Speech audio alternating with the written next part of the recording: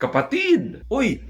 Hello! May ilang minuto ka bang may sasantabi para maibahagi ko sa iyo ang Christianity at ang one true God? Ay salamat pero hindi na kailangan dahil Christian na ako. Oh, talaga? Anong religion mo? Ako'y isang Catholic. Well, kung Catholic ka mo, hindi ka Christian. Ha?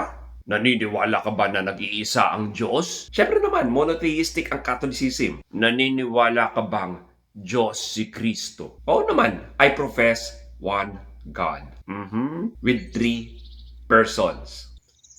Each person is God. Si Kristo is one of three persons. So therefore, He is God. Hindi ka Christian. Well, duh, yan lang ang very definition ng Christianity. Since when? Since the beginning. Saan sa Bible nasasaad na Diyos si Kristo? Sa John.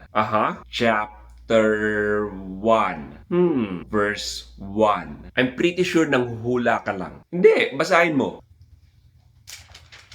In the beginning was the Word, and the Word was with God, and the Word was God. At sino ang Word? Sa ibang translation, ang nasasad ay the Word was a God. May a, lesser God.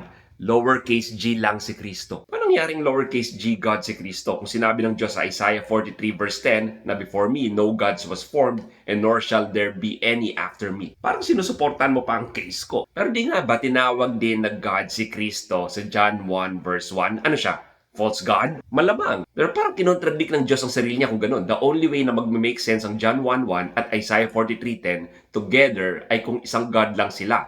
But three persons. Kung Diyos si Kristo, bakit niya kinausap ang Diyos nung siya'y nagdadasal sa John chapter 17? Tinawag pa niyang only true God. Oh, ha? Checkmate. Well, yan ang pwede mong gawin kung one God ka with three persons. Pwedeng kausapin ng bawat person ang isa't isa.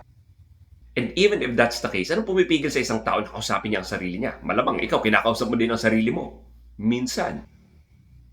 Para conveniently nyo lang inimbentong mga Katoliko ang doktrina ng Trinity para ma-explain ang bagay na yan. Hindi Diyos si Kristo. Siya mismo nagsabi sa John 10 verse 30 na I and the Father are one. At naintindihan ng mga Hudyo na kiniklaim ni Kristo na Diyos siya.